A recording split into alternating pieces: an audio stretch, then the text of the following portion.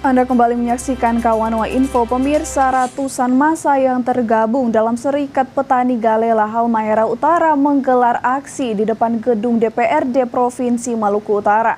Aksi menuntut penyelesaian persoalan tanah diwarnai dengan aksi bakar pisang oleh emak-emak. Ratusan massa yang tergabung dalam Serikat Petani Galela melakukan unjuk rasa di depan kantor DPRD Provinsi Maluku Utara. Mereka menuntut penyelesaian persoalan agraria yang tak kunjung selesai selama belasan tahun antara petani Galela dan PT Global Agronusa Indonesia yang dinilai merugikan petani.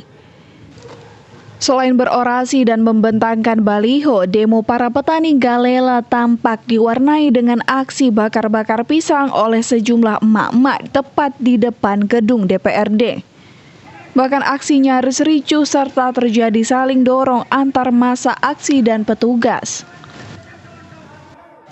Demonstrasi yang digelar oleh Serikat Petani Galela ini membawa sejumlah tuntutan, di antaranya mendesak Gubernur dan DPRD agar membatalkan perpanjangan izin PT Global Agronusa Indonesia, hingga meminta kejelasan lahan cadangan yang dijanjikan pemerintah kepada petani.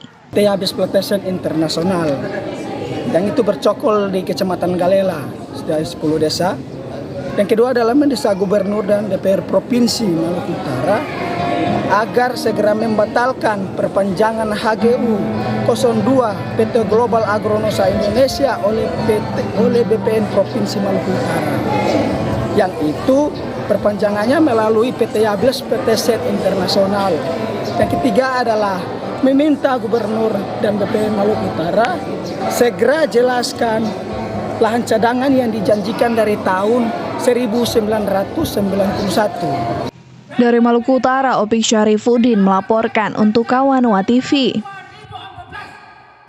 Beralih ke informasi berikut,